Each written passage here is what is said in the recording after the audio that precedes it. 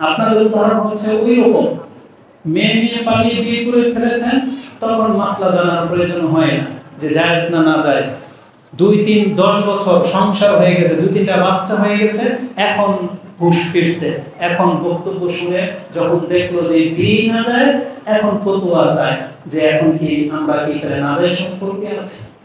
আমাদের অবস্থা হয়ে গেছে এখন। আপনি রাষ্ট্র কায়েম করবেন, রাষ্ট্র প্রতিষ্ঠিত করবেন, অথচ ধর্মের ধারা ধারেন না।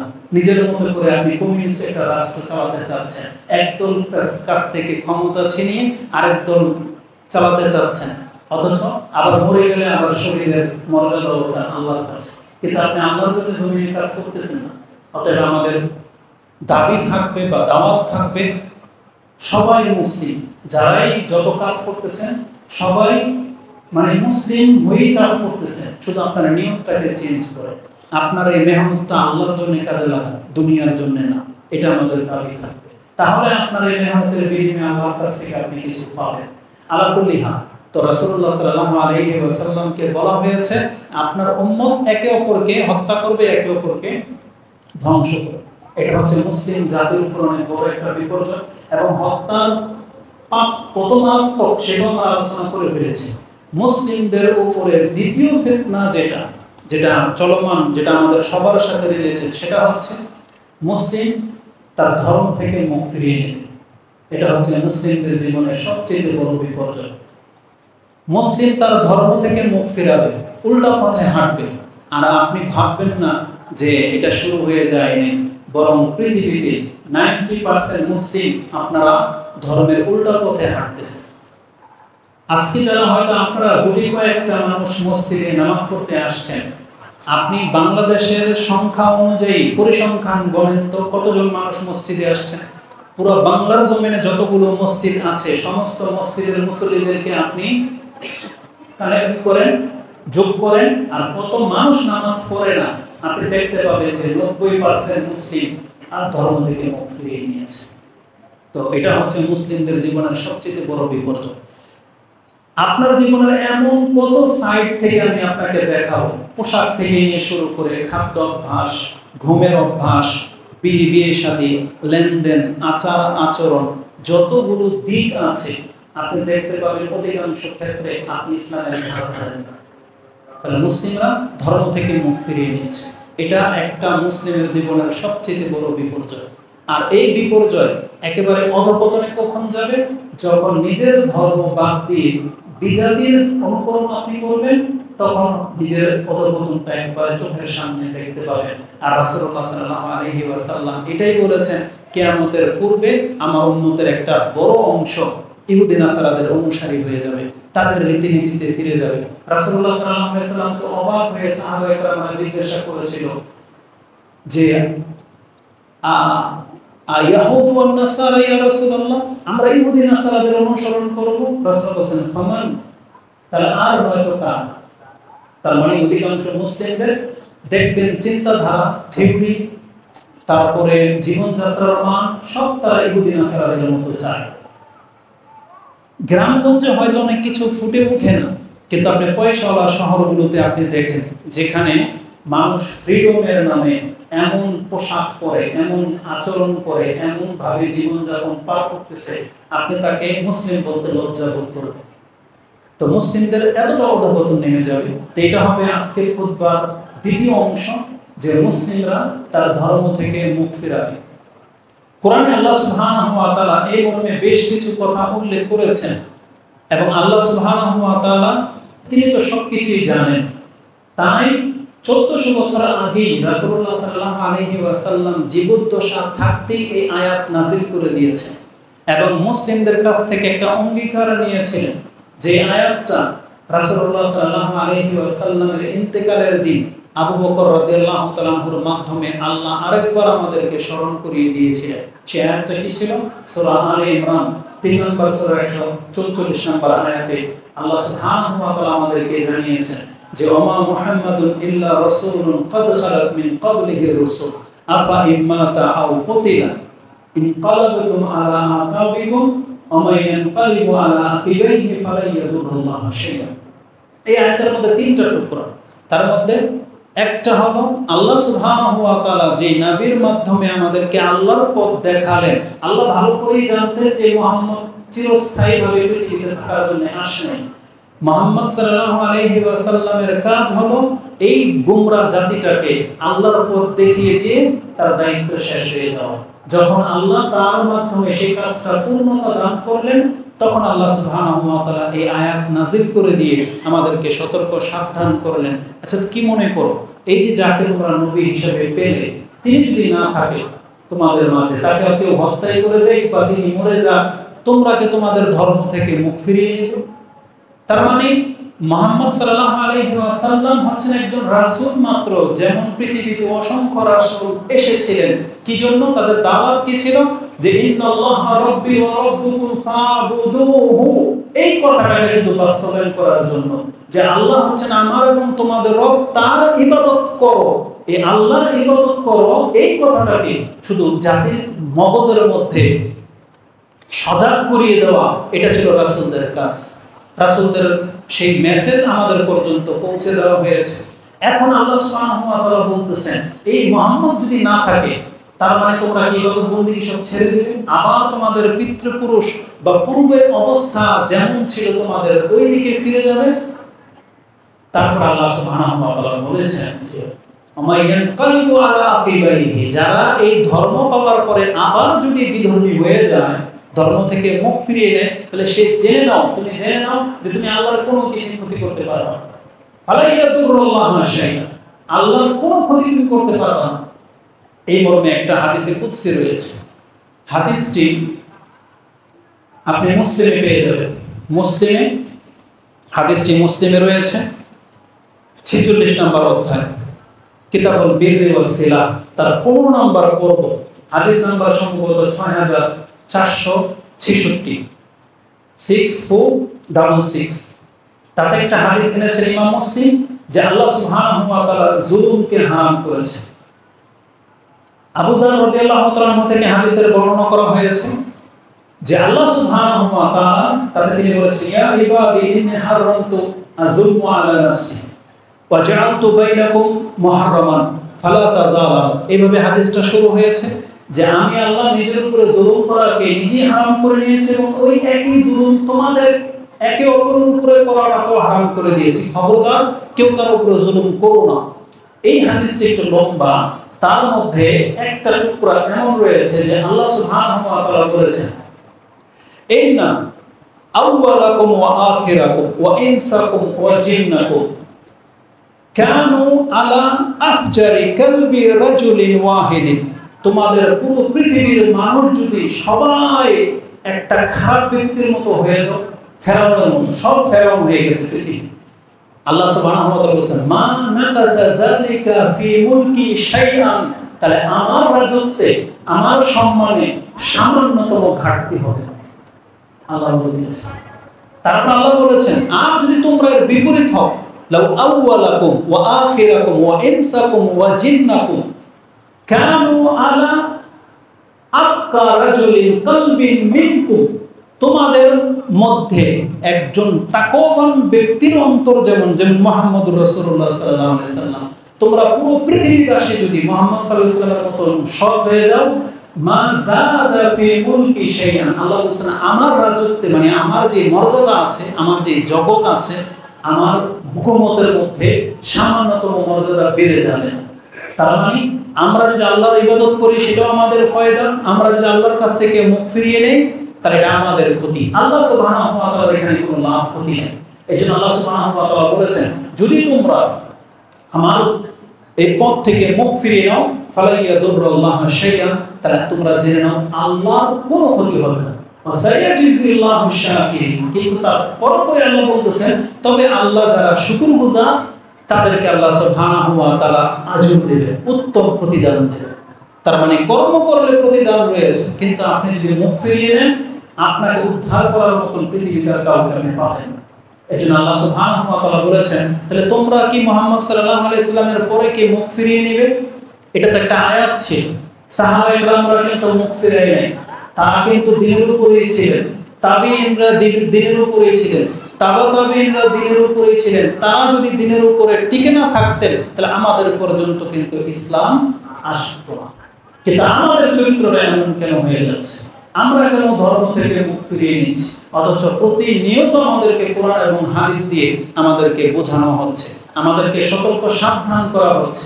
কেন এই বিষয়টা আপনাদেরকে জানতে হবে? আপনি দিন থেকে যে মুখ ফিরিয়ে আছেন, আপনি টের পাচ্ছেন না। আপনার সাথে কি করা হবে কিয়ামতের মাঠে? আসুন আরেকটু নুকতা আপনাকে স্মরণ করিয়ে দিই। ইমাম বুখারী রাহিমাহুল্লাহ তার থেকে একটা হাদিস নিয়ে নেন। এটাও ফিতনার অধ্যায় এনেছেন, 92 নম্বর অধ্যায়। হাদিস আপনি 70-48 পেয়ে যাবেন, 7048। রাসূলুল্লাহ সাল্লাল্লাহু আলাইহি ওয়াসাল্লাম থেকে বর্ণনা করা হয়েছে যে রাসূলুল্লাহ সাল্লাল্লাহু আলাইহি ওয়াসাল্লাম আবি মুলাইকা ইবনে আবি মুলাইকা আসমা রাদিয়াল্লাহু তাআলা থেকে হাদিসে বর্ণনা করেছেন যে ক্বালা রাসূলুল্লাহ সাল্লাল্লাহু আলাইহি ওয়াসাল্লাম আনা আনতাজিরু আলা হাউদিন, আনা আলা হাউদিন আনতাজিরু মাইয়ারিদু আলাইয়া।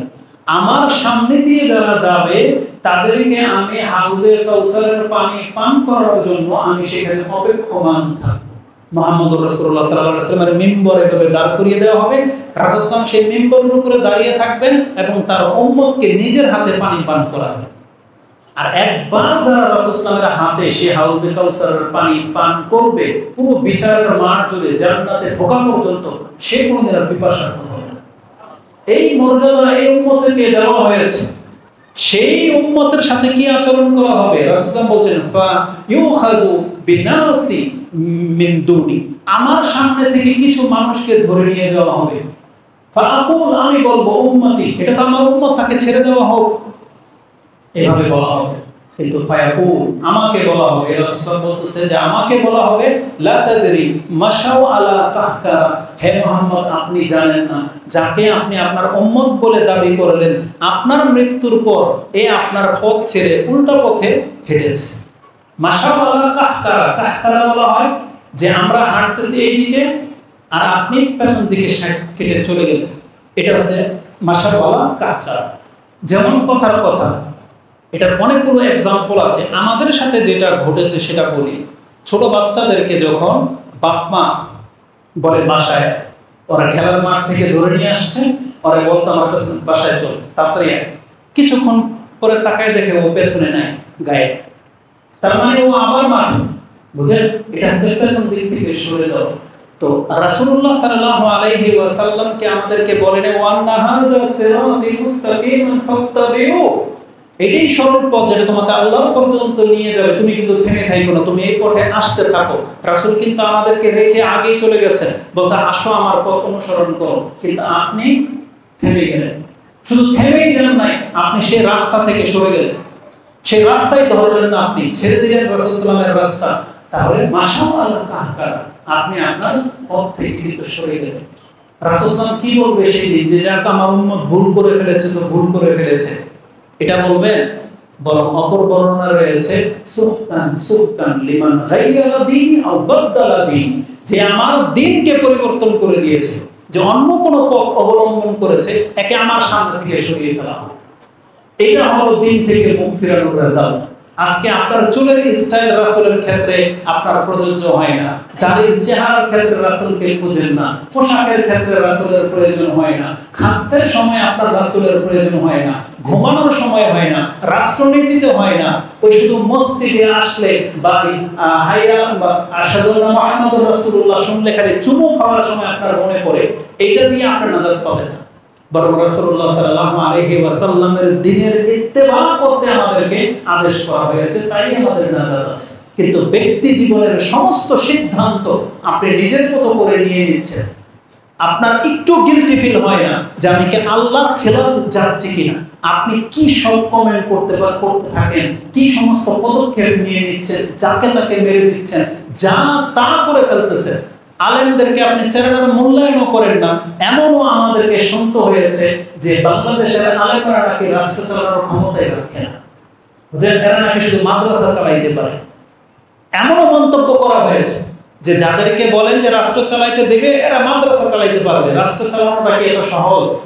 কি মনে করেন? তার মানে এরা বোঝাতে চাচ্ছে রাষ্ট্র চালাবে সব চোর বাটপার, এটা আলেমদের কাজ না।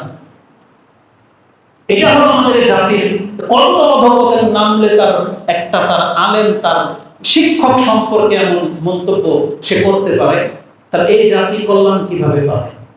তো কথা হচ্ছে যে সমস্ত সিদ্ধান্ত নিয়ে নিচ্ছেন, অথচ আপনি জানেন যে আপনি একজন মুসলিম, আর মুসলিমদের লিডার ছাড়া মুসলিম এক কদম আগে বাড়তে পারবে না। কিন্তু আমাদের কোনো লিডার নেই, আমাদের কোনো শিক্ষক নেই। আপনি শুধু ওই নামাজের মাসলা মাসালার ক্ষেত্রে শুধু হুজুরদের কাছে আপনি ধর্ণা ধরেন, তাও না পারতে, কিন্তু আপনার ব্যক্তির সমস্ত সিদ্ধান্তের ক্ষেত্রে আপনি আলেমদের শরণাপন্ন হচ্ছেন না। আপনি ভাববেন না যে আপনি সঠিক পথে আছেন, আপনি ভুল পথে আছেন জেনে। তাহলে আপনি ধর্ম থেকে পেছনের দিকে সরে যাচ্ছেন। এটা এই উম্মতের উপরে অনেক বড় একটা লাঞ্ছনা। ইমাম বুখারী রাহিমাহুল্লাহ তার ফিতনার অধ্যায়ে এই হাদিস এনেছেন যে মুসলিমরা তার দ্বীনের নবীর দিনের থেকে মুখ ফিরিয়ে অন্য পথে হাঁটবে, রেজাল্ট কিন্তু খুব খারাপ। দুনিয়া আপনার ধ্বংস। দেখেন না, আমরা সবাই লাঞ্ছিত, ভালো মানুষ সবাই চাচ্ছি ভালোকে ক্ষমতায় আসুক, কিন্তু আমরা নিজেরা কেউ ভালোকে দিচ্ছি।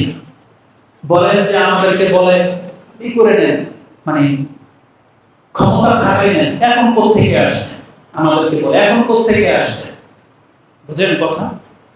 তো তার মানে আপনারা ক্ষমতা দখল করছেন, যেন ক্ষমতা আপনাদেরকে মুবারক হোক। দেখি এই জাতির জন্য কি করেন আপনারা, আর জবাব হবে কিয়ামতের মাঠে। আল্লাহর জন্য আপনি কি করলেন ওটা হচ্ছে দেখার বিষয়। মুসলিম হিসেবে আপনার কতটুকু দায় দায়িত্ব ছিল এবং কতটুকু দায় দায়িত্ব আপনারা পালন করতেছেন, প্রত্যেকে কিন্তু জবাব রেডি করে রাখেন, প্রত্যেকে। কারণ আমরা সবসময় বরাবরই বলতেছি আল্লাহর পক্ষ হয়ে কথা বলি, দিনের দিকে আপনাদেরকে ডাকি, দিনদারিত্বটাকেই আপনাদেরকে গ্রহণ করতে বলি, কিন্তু আপনারা কর্ণপাত করেন না। আমাদের দায়িত্ব শেষ, আমাদের কাজ শুধু আপনাদেরকে বলা, কারণ আপনাদের উপরে জবরদস্তি করার ক্ষেত্রে আমাদেরকে আল্লাহ পাঠায়। লাস্তা আলাইহিম মুসাইতিন, আল্লাহ বলেছেন যে আপনাকে আমি লাঠি চার্জ করার জন্য পাঠাইনি, আপনার কাজ হচ্ছে শুধু বলা। রাসূলুল্লাহ সাল্লাল্লাহু আলাইহি ওয়াসাল্লাম থেকে আমরা ওই ক্ষমতা পাইনি যে আপনাদেরকে হাঁকিয়ে আল্লাহর দ্বীনের দিকে ধাবিত করা। এটা যার ব্যক্তিগত অপিনিয়ন। আমাদের কাজ হচ্ছে কোরআন সুন্নাহর কথাগুলো শুধু আপনাদের কাছে পৌঁছে দেওয়া, আর অন্তর থেকে গ্রহণ করা না করে এটা আপনাদের কাজ। অতএব যতদিন পর্যন্ত আপনি কোরআন সুন্নাহকে গ্রহণ না করবেন, আপনি ভালো কিছু আশা করতে পারেন না। তো আল্লাহ সুবহানাহু ওয়া তাআলা আমাদেরকে জানিয়ে দিয়েছেন যে যেই ব্যক্তি দিন থেকে মুখ ফেরাবে সে শুধু নিজেরই ক্ষতি করতেছে, সে আল্লাহর কোনো ক্ষতি করতেছে না। দিন থেকে পেছন দিক থেকে সরে যাওয়া, এই কথাটা কত মারাত্মক। এই হাদিসের বর্ণনাকারী যিনি ইবনে আবি মুলাইকা, যখনই শুনেছিলেন যে মুসলিমরা তারা দিন থেকে মুখ ফেরাবে, সাথে সাথে তিনি আল্লাহর কাছে আশ্রয় চেয়েছিলেন। তিনি বলছেন আল্লাহুম্মা ইন্না নাউযু বিকা আন নারজি আলা আকাবিনা আও নুফতিনা ফি দীনিনা। তিনি বলেছিলেন আল্লাহ আমরা তোমার কাছে আশ্রয় চাচ্ছি এই দিন থেকে মুখ ফেরানো থেকে, অথবা এই দিনের ক্ষেত্রে ফিতনায় পড়া থেকে। এটা প্রত্যেকটা মুসলিমের এখানে থাকতে হবে, ভাবতে হবে। কিন্তু আপনি নামাজ পড়েন না, আপনার কোনো অপরাধ বোধ হয় না, আপনার নিচে প্যান্ট, আপনার কোনো অপরাধ বোধ হচ্ছে না, আপনি হারাম খেয়ে নিচ্ছেন, শরীরের একটা পশমও দাঁড়ায় না, তার মানে কি আপনার আত্মা মরে যাচ্ছে। এটা আপনি কেন বুঝেন না? মুসলিম হিসেবে আপনার আত্মাটাকে জাগাতে হবে, কারণ এই মরা আত্মা নিয়ে কিন্তু শাস্তি পাওয়া ছাড়া কিন্তু কোনো উপায় থাকবে না। এই জন্য আত্মাটাকে জাগাইতে হবে, পরিশুদ্ধ করতে হবে। আল্লাহ সুবহানাহু ওয়া তাআলা এটাকে পবিত্র রাখতে বলেছেন, এই দেহটাকেও আত্মাটাকে। এজন্য আমাদেরকে সেই দিকে ফিরে আসতে হবে। তো কথা হচ্ছে যে মুসলিমদের উপরে অনেক বড় একটা ফিতনা হলো মুসলিমরা তারা ধর্ম থেকে মুখ ফিরাবে। আমাদের মুসলিম ভাইদেরকে আমরা বলতে চাচ্ছি, এই ধরনের প্রতিষ্ঠানগুলোর, এই মসজিদগুলোর একটাই আপ্রাণ চেষ্টা যে মানুষকে, মুসলিমকে কিভাবে দিনের উপরে টিকিয়ে রাখা যায়। এই ফিতনার সময় যত বেশি সম্ভব মসজিদমুখী হওয়া উচিত। কোরআন সুন্নাহ নিয়ে কিছুটা সময় আপনি কাটানো উচিত। আমরা একবারে হলফ করে বলতে পারি এই চলমান পরিস্থিতিকে নিয়ে এই 20 দিন 15 দিন 20 দিন আপনি বলতে পারবেন না যত মেসেজ, কোথায় কোন খুন হয়েছে, কোথায় কোন ছাত্র অ্যাটাক করেছে বা কি করেছে, কাকে ধরেছে, যত খবর আপনি 20 দিনে দেখেছেন, আপনি বলতে পারবেন না যে কোরআনটা খুলে আপনি এক পাতা পৃষ্ঠা কোরআন পড়েছেন, এটা কেউ রেকর্ড আমার মনে হয় রেখে দেবে। যত বেশি ব্যস্ত আপনি এই সমস্ত খবরের মধ্যে ছিলেন, বরং এই সময় আল্লাহকে একটু বেশি ডেকেছেন, এরকম পাওয়া মুসলিমদের নজিরবিহীন হয়ে যাবে মনে হচ্ছে। আমরা সবসময় টল করা যাবে, এই বন্যা পরিস্থিতিকে নিয়েও এইসব কাজে দেখবেন আপনি ফুর্তির সাথে কাজ করতেছেন, আপনার নামাজ পড়ছেন না পড়ছেন এটা নিয়ে দেখা দেখি নাই, আপনি ত্রাণ নিয়ে ঠিকই ব্যস্ত, আপনি ট্রাফিকের কাজ করেন, আপনি সাথে আপনার বন্ধুদেরকে পর্যন্ত রাস্তায় নামিয়ে ফেলেছেন, যারা হয়তো ওই যে শাড়ি পরে ট্রাফিক গিরি করে, এটাই নাকি জাতিবিল উন্নত হয়েছে। আপনাদের কাছে নাকি এটাই ভালো লাগে? জাতিকে এতটা উন্নত আপনারা করেছেন, জবাব দিবেন মরার পরে যে এই উন্নতের রেজাল্টটা কি হতে পারে। তো আল্লাহ সুবহানাহু ওয়া তাআলা আমাদেরকে হক কথা বলার এবং বোঝার তৌফিক দান করুন। মুসলিমরা কিভাবে দিন থেকে মুখ ফিরায় সাধারণত, আজকে একটু ব্যতিক্রম একটা আয়াত আপনাকে শোনাই। প্রকাশ্যভাবে আপনি নামাজ পড়েন না, প্রকাশ্যভাবে, এর চাইতে বড় কথা আর কিছু হতে পারে। একটা মুসলিমের যেটা পরিচয়, আমি বারবার বলি, নামাজ কিন্তু পরহেজগারিতা না, আপনি জেনে নেন। পুরুষরা দাড়ি রাখবে, নামাজ পড়বে, মহিলারা পর্দা করবে, নামাজ পড়বে, এটা পরহেজগারি না, এটা তার দায়িত্ব, এটা তার ঈমান, এটা তার পরিচয়। মানে নামাজ পড়লে আপনি মুসলিম। এখন আপনি ভালো মুসলিম না মন্দ মুসলিম সেটা কর্ম দিয়ে বিচার হবে, কিন্তু নামাজটা হচ্ছে আপনার মুসলিমত্ব। কিন্তু সেটাই যখন হারিয়ে গেছে, সেটাই যখন নাই, তখন আর কেমনে আপনাকে আমি আরো ক্লিয়ার করে বোঝাই যে আপনি দিন থেকে মুখ ফিরিয়ে নিয়েছেন। আর কি দিয়ে বুঝানো পড়ে, কি দিলে কি কোন পাপ দেখালে আপনি বুঝবেন যে হ্যাঁ আমি এখন দিনের পথে নাই। কারণ যেটাকে কুফরি বলা হয়েছে, বেনামাজি হওয়া, সেটাকে আপনি কোনো অপরাধী মনে করেন না। আর কোন এক্সাম্পল দিয়ে আপনাকে বোঝাতে? তবে ব্যতিক্রম কিছু আয়াত আছে, তার মধ্যে একটা আয়াত আমি আপনাকে শোনাই, যেটা ইমাম আল্লাহ সুবহানাহু ওয়া তাআলা সূরা হজ 22 নম্বর সূরা 11 নম্বর আয়াতে বলেছে যে কিছু মানুষের চরিত্র এমন। আল্লাহ বলেছেন আমিনান নাসি মাইয়াবুদুল্লাহ আলা হারফ, কিছু মানুষ আছে এক কিনারায় থেকে আল্লাহর ইবাদত করে বা কখনো কখনো আল্লাহর ইবাদত করে। ফাইজা আসাবাহু খায়রান মা'আন-নাবী, যখন সে যতটুকু ইবাদত করে তাতেই যদি কল্যাণ প্রাপ্ত হয়, আল্লাহ তাকে আরো অঢেল দেয়, সম্মান পায় বা সবকিছু পজিটিভ, কোনো অসুস্থতা নাই, কোনো রোগ নাই, কোনো বিপদ আপদ নাই, কিচ্ছু নাই, সে তাসবিহ জপে, হজও যায়, সবকিছু করে, মানে খায়রান মা'আন-নাবী, তার অন্তরে একটা প্রশান্তি পায়। ওয়াইদা আসাবাহু ফিতনাতুন ওয়াইদা আসাবাহু ফিতনাতুন ইনকালাবু আলা ওয়াজহিহি, আল্লাহ সুবহানাহু ওয়া তাআলা কথাটাকে এইভাবে বলেছেন, কিন্তু সে যখনই আল্লাহর পক্ষ থেকে কোনো একটা বিপদের বা একটা পরীক্ষার সম্মুখীন হয়, সে ওই আগের আসল চেহারায় ফিরে যায়। একটু আগে যে সে দাঁড়িয়ে রেখেছিল, সে যে নামাজ পড়তো, সেগুলো সব ভুলে যায়, ছেড়ে দেয়। তার পজিশন যদি ভালো হয়ে যায়, তখন সে ইবাদত সব ছেড়ে দেয়। আবার তার পজিশন যখন খারাপ হয়ে যায়, তখন ওই একই আচরণ করে, পার্টি চেঞ্জ করে ফেলে। আল্লাহ সুবহানাহু ওয়া তাআলা বলতেছেন, কিছু মানুষ আছে যারা আল্লাহর সাথে ইবাদতের ক্ষেত্রেও ঠিক এমনটা করে, যে ইবাদত করে যদি মজা পায়, ইবাদত করে যদি আল্লাহর পক্ষ থেকে কিছু এক্সট্রা কিছু বেশি পায়, তখন সেই ইবাদতে ঠিকই মন লাগে। আর যখনই আল্লাহর কাছ থেকে তার তেমন কিছু দেওয়া হয়, যেমন এক্সাম্পল নিয়ে নেন, বাস্তব উদাহরণ, যারা বিয়ে করেছেন বা একটা চাকরির জন্য কিছুদিন হয়তো নামাজ পড়তেছেন, একবারে কায়েমে তাহাজ্জুদ পর্যন্ত পড়ে, আল্লাহর কাছে চাইতেই থাকে, যখন দেখে যে তারপরও চাকরি হয় না, 5 বছর হয়ে গেল বাচ্চা হয় না, এখন কিন্তু আর নামাজের ওই আস্থাটা আর থাকে না, তখন সে অন্য ভিন্ন কিছু করে। নামাজ পড়ে তো চাইলাম আল্লাহর কাছে, আল্লাহ তো চাকরি দিল না, তখন শুধু আর তাহাজ্জুদ ছুটে যায় না, তখন আর ফরজ ইবাদত পর্যন্ত ছেড়ে দেয়। এমন অধিকাংশ মুসলিমদের চরিত্র।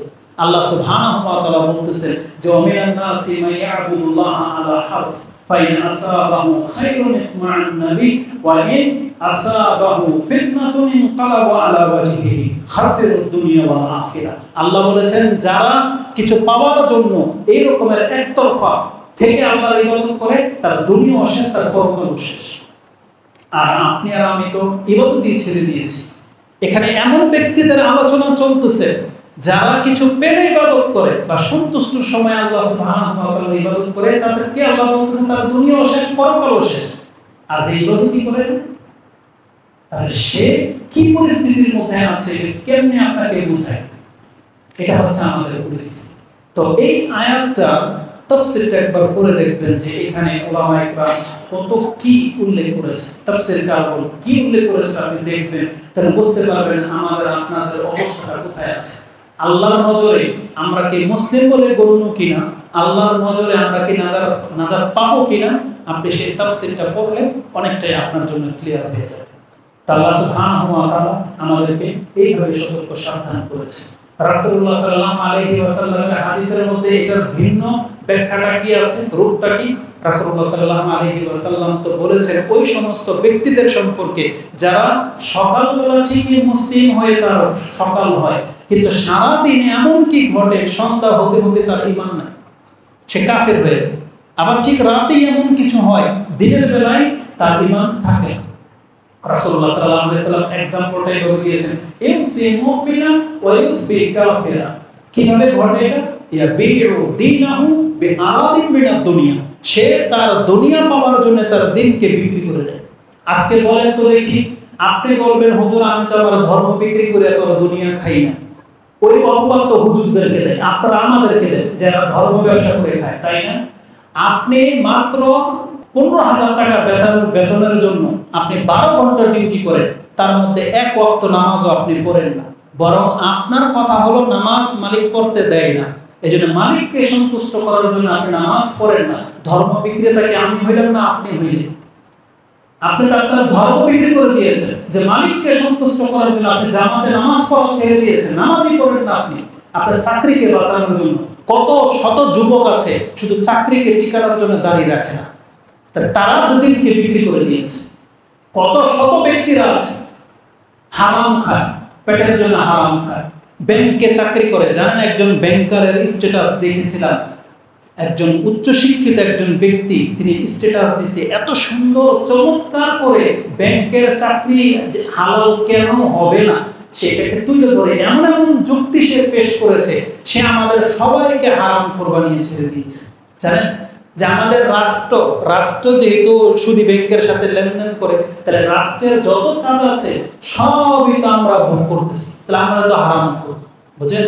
তার মানে সে ব্যাংকে চাকরি করাটাকে হালাল করে নিতে চায়। এইভাবে উদাহরণটা হলো এরকম, যেমন ওই যে এই বাড়ির মালিক মুরগি পালে, এই মুরগি পায়খানা খায়, এখন আমাদেরকে দাওয়াত দিয়েছে, সে মুরগি জব করে খাইয়েছে, তার মানে আমরা সব পায়খানা করব, বুঝেন? একজন মানুষ তার হারাম ইনকামটাকে সে হালাল করার জন্য এইভাবে সে যুক্তি পেশ করে। রাসূলুল্লাহ এই কথাটাই বলেছেন, ইয়াবিউ দীনাহু আরাদান মিনাদ দুনিয়া, সে দুনিয়া হাসিল করার জন্য তার দিনকে সে বিক্রি করে দেয়। এটা হচ্ছে আমাদের মুসলিমদের চরিত্র। অধিকাংশদের কথা বলতেছি, আপনারা যারা মসজিদে আসেন আপনাদেরকে উদ্দেশ্য করে আমরা ওই সমস্ত মুসলিম ভাইদেরকে এই মেসেজ প্রচার করতে চাচ্ছি যে দেখেন আমরা কিন্তু বিভিন্নভাবে ধর্ম থেকে কিন্তু মুখ ফিরিয়ে নিয়েছি। আল্লাহ সুবহানাহু ওয়া তাআলা কিন্তু আমাদেরকে ছাড়বে ধর্ম থেকে বা আল্লাহ থেকে মুখ ফেরানোর আরেকটা রাস্তা, আরেকটা দিক আমি আপনাদেরকে বলি। আল্লাহ সুবহানাহু ওয়া তাআলা বলেছেন, ওয়া ইযা মাসাল ইনসানা দুররুন দাআ রাব্বাহু মুনীবান ইলাইহি। মানুষের চরিত্র হলো যখন সে বিপদে পড়ে তখন তার রবকে একেবারে কায়ে মনে ডাকে, অন্তর থেকে ডাকে, অন্তর থেকে ডাকে। সুম্মা ইযা খাওয়ালাহু নি'মাতাম মিন্না নাসিয়া মা কানা ইয়াদউ মিন ক্বাবল ইয়াদউ ইলাইহি মিন ক্বাবল। আর যখনই আমি আমার পক্ষ থেকে তাকে সম্মানিত করি, তার বিপদকে দূর করে দেই, এই ব্যক্তি ভুলেই যায় যে সে একদিন বিপদে পড়েছিল, আবার বিপদে পড়ে আল্লাহকেও ডেকেছিল। এই পুরো বিষয়টাকে সে ভুলে যায়, পুরো বিষয়টাকে ভুলে যায়। আজকে আমাদের অধিকাংশ মানুষের এই যে এক সপ্তাহ যে আমি অসুস্থ ছিলাম, জ্বর ছিলাম, যে আমার কাছে শুধু এতটাই ফিল হয়েছে যে মানুষ কত অসহায়। কালকে থেকে একটু ফিল হচ্ছে, মনে হচ্ছে শরীরে শক্তি চলে আসতেছে, আবার নিজেকে সম্পূর্ণ বলে মনে হচ্ছে। অথচ এই 4-5 দিন ইমানের অবস্থাটা যেমন ছিল, যদি কিয়ামত পর্যন্ত এইভাবে থেকে যেত, তা আমাদের হয় না। আজকে আমাদের অধিকাংশ মুসলিমদের অবস্থা হচ্ছে এরকম, শুধু বিপদে পড়লেই সে আল্লাহকে ডাকে, আর যেমনি আল্লাহ সুবহানাহু ওয়া তাআলা তার বিপদকে দূর করে দেয়, তখন সে ভুলেই যায় যে সেও বিপদে পড়েছিল, আবার বিপদে পড়ে আল্লাহকেও ডেকেছিল, এটা সে একেবারেই ভুলে যায়। আল্লাহ সুবহানাহু ওয়া তাআলা বলতেছেন, ওয়াজালা লিল্লাহি আনদাদা, এটা একটা অংশ। তো এই আয়াতটা আপনি সূরা জুমারের 38 নম্বর আয়াতে, সূরা জুমারের 8 নম্বর আয়াতে পেয়ে যাবেন। ঠিক সূরা জুমারের আরেকটা আয়াত আল্লাহ সুবহানাহু ওয়া তাআলা এইভাবে উল্লেখ করেছেন, এই যে আপনার জীবনে যে একটা খারাপ অবস্থা আসে, আবার আল্লাহ যে আপনাকে ভালো করে দেন, এটা যে একটা ফিতনা, এটার মাধ্যমে যে আল্লাহ আপনার ঈমানকে পরীক্ষা করে থাকেন, আল্লাহ এটাকে ফিতনা বলেছেন। যে আয়াতটা আপনি 49 এ পেয়ে যাবেন। আল্লাহ বলেছেন ফাইজা মাসাল ইনসানা দুররুন দাআনা সুম্মা ইযা খাওয়ালনাহু নি'মাতাম মিন্না ক্বালা ইন্নামা উতীতুহু আলা ইলম। মানুষের চরিত্র হচ্ছে এটা। মানুষকে যখন আল্লাহ বিপদ আপদ চড়ায় উতরায় পার করে যখন একটা ভালো স্টেজে পৌঁছে দেন, তখন কি বলে সে? উতীতুহু আলা ইলম। সে বলে এটা আমি আমার যোগ্যতার বলে পেয়েছি। অথচ একটু আগে সে আল্লাহকে অনেক ডেকেছে, এখন সে বলে যে এটা আমার যোগ্যতার ভিত্তিতে পেয়েছে। বরং আল্লাহ সুবহানাহু ওয়া তাআলা বলেছেন বাল হিয়া ফিতনাতুন, বরং এটা তাকে পরীক্ষা করা হয়েছে আল্লাহ সুবহানাহু ওয়া তাআলার পক্ষ থেকে। কিন্তু অধিকাংশ মানুষ সেটা জানে না। এই কথাগুলো বললাম হুবহু অর্থে, কিন্তু আফসোস লাগে এই যে বন্যা পরিস্থিতিতে গেল যে এমন একটা ভিডিও ক্লিপ দেখেছি, মানুষ বিপদে পড়লে আল্লাহকে ডাকবে কি, বরং ওই বিপদের সময় মানুষ আল্লাহকে ডাকে নাই। এমন হাজারো ঘর ছিল, হাজারো পরিবার ছিল। কারণ যারা এমনিতে নামাজই পড়ে না, তারা বিপদে পড়লে আর না পড়লে তারা কখনো আল্লাহ সুবহানাহু ওয়া তাআলার শরণাপন্ন হতে হবে এটা তো তার মাথায় আসেই না। মানে বিপদটাও যে একটা আল্লাহর পক্ষ থেকে পরীক্ষা হয় এবং এটা যে তার একটা ইউটার্ন করার একটা উপায় যে থাকে, এটা অধিকাংশ মানুষের সেই হিতাহিত জ্ঞানটা কাজ করে। অথচ আল্লাহ সুবহানাহু ওয়া তাআলা কিন্তু আমাদেরকে জানিয়েছেন যে আল্লাহ যদি কোনো মুসলিম জাতিতে বিপদ চাপিয়ে দেন, তাতে আল্লাহর তিনটা উদ্দেশ্য থাকে। এক, আল্লাহ চান এই বিপদের মাধ্যমে মুসলিমদেরকে পাপ মুক্ত করা। আল্লাহ চান মুসলিমদেরকে মর্যাদায় উঁচু করতে চান। আর আল্লাহ চান কিছু মানুষ তওবা করে আল্লাহর পথ ধরে নিতে। এটা হচ্ছে আল্লাহর উদ্দেশ্য। আল্লাহ সুবহানাহু ওয়া তাআলা তিনি কখনোই আমাদেরকে হালাক করে দিতে চান না, কখনোই চান না আল্লাহ সুবহানাহু ওয়া তাআলা। যদি হালাক হওয়ার যোগ্য কেউ থাকে তাহলে ইহুদি নাসারা কাফেররা আছে, কিন্তু আল্লাহ মুসলিমদেরকে কেন ধরেন? কারণ আল্লাহ মুসলিমদেরকে শুধরাতে চান। আল্লাহ সুবহানাহু ওয়া তাআলা বড় শাস্তি থেকে আপনাকে আমাকে বাঁচাতে চান।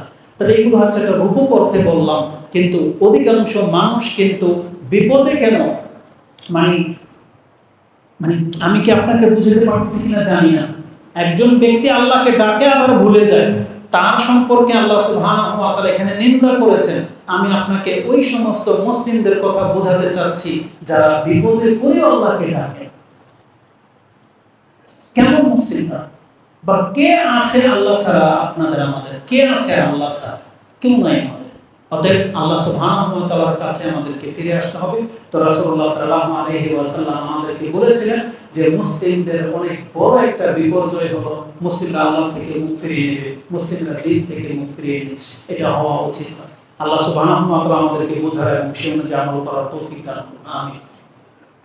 আল্লাহ সুবহানাহু ওয়া তাআলার কাছে আমাদেরকে প্রতিনিয়ত দোয়া করতে হবে, যে দোয়াটি রাসূলুল্লাহ সাল্লাল্লাহু আলাইহি ওয়াসাল্লাম সবথেকে বেশি করতেন।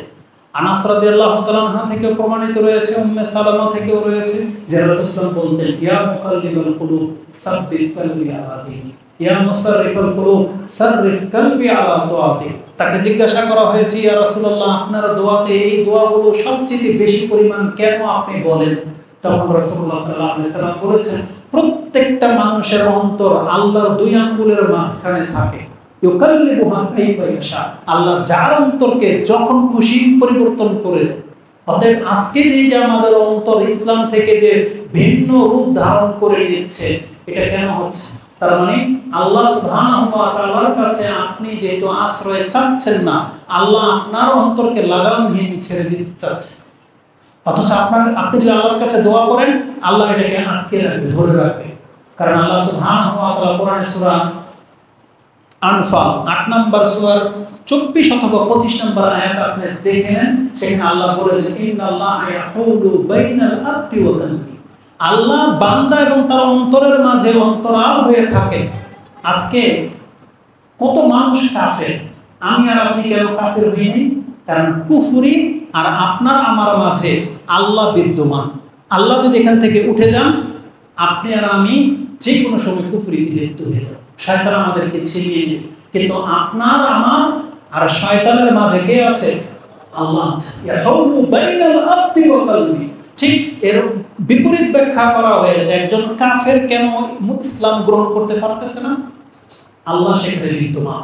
যতক্ষণ পর্যন্ত আল্লাহ না চাইবে, ওই কাফের কোনো ক্ষমতা নেই ইসলাম গ্রহণ করা। কোনোদিন ক্ষমতা হবে না। কিন্তু তাহলে আপনি তো শুকরিয়া আদায় করেন যে একজন কাফের চাইলেও মুসলমান হইতে পারে না, আর আল্লাহ আমাদেরকে মুসলমান ঘরেই সৃষ্টি করে দিয়েছেন, আল্লাহ এখন পর্যন্ত আমাদেরকে ঈমানের উপরে রেখেছেন। কিন্তু এই শুকরিয়া যদি আমরা আদায় না করি, আল্লাহ কিন্তু মাঝখান থেকে উঠে যাবে, তখন কিন্তু আমাদেরকে কেউ বাঁচাতে পারবে না। অতএব রাসূলুল্লাহ সাল্লাল্লাহু আলাইহি ওয়াসাল্লাম আমাদেরকে এই দোয়া বেশি বেশি করতে বলেছেন। বলবেন, ইয়া মুসাররিফাল কুলুব সাররিফ কলবি আলা তাআতিক, রব্বানা লা তুযিগ কুলুবানা বা'দা ইয হাদাইতানা ওয়া হাব লানা মিন লাদুনকা রাহমা ইন্নাকা আনতাল ওয়াহ্হাব, যেটা আপনি সূরা আলে ইমরানের ৮ নম্বর আয়াতে পেয়ে যাবেন। এই দোয়াগুলো আমাদেরকে বেশি বেশি করতে হবে। হতে পারে আমরা দিনের উপরে আরো কিছুদিন হয়তো টিকে থাকতে পারবো, যদি আল্লাহ সুবহানাহু ওয়া তাআলা চান। أقول لقولي هذا أستغفر الله لي ولكم ولسائر المسلمين فاستغفروا إنه هو الغفور الرحيم।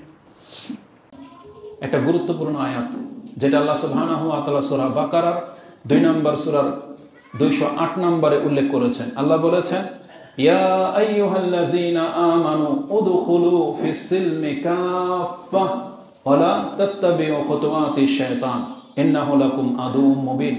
হে ঈমানদাররা, যারা নিজেদেরকে ঈমানদার বলে দাবি করো, তুমি ইসলামে পরিপূর্ণতার সাথে প্রবেশ করো, আর শয়তানের পদাঙ্ক অনুকরণ করো না, কারণ সে তোমাদের প্রকাশ্য শত্রু। তাহলে এই আয়াতের মধ্যে কত গুরুত্বপূর্ণ আদেশ করা হয়েছে। আল্লাহ সুবহানাহু ওয়া তাআলার গুরুত্বপূর্ণ আদেশগুলোর মধ্যে থেকে আল্লাহ বলেছেন, ইয়া আইয়ুহাল্লাযীনা আমানু আনফিকু মিম্মা রাযাকনাকুম মিন ক্বাবলি আইয়াতিয়া ইয়াউমুল লা বাইউন ফীহি ওয়ালা খুল্লাতুন ওয়ালা শাফাআ ওয়াল কাফিরুনা হুমুজ যালিমুন, যেটা আপনি সূরা বাকারার 254 নম্বর আয়াতে পেয়ে যাবেন। আয়াতুল কুরসির এক আয়াত আগেই এটা, তার মানে আয়াতুল কুরসির আগের আয়াতই হচ্ছে এটা। আল্লাহ বলেছেন, হে ঈমানদাররা, তোমরা ওই দিন আসার আগেই তোমাকে আমি যে রিজিক দিয়েছি তা থেকে খরচ করো, যেই দিন কোনো বেচা বিক্রি চলবে না, যেই দিন কোনো অন্তরঙ্গ বন্ধু এগিয়ে আসবে না, আর যেই দিন তোমার সুপারিশ করার জন্য কেউ এগিয়ে আসবে না। মানে বিচার যখন শুরু হবে, তখন আপনার চারপাশে শূন্য আর শূন্য দেখতে পাবেন, কেউ সেখানে থাকবে না। ওই দিনে যদি আপনাকে উপকার করতে পারে, তাহলে সেটা আপনার দান সাদকা আপনাকে উপকার করতে পারে। আনফিকু, তুমি খরচ করো, আমি আল্লাহ তোমাকে যে রিজিক দিয়েছি তা থেকে। তাহলে এটা 254 রয়েছে। আল্লাহ বলেছেন, ইয়া আইয়ুহাল্লাযীনা আমানু কুতিবা আলাইকুমুল কিসাস ফিল কাতলা, আমি তোমাদের উপরে কিসাসকে ফরজ করেছি। আল হুররু বিল হুর, আল আবদু বিল আবদ, আল উনসা বিল উনসা, মানে হে ঈমানদাররা, তোমাদের উপরে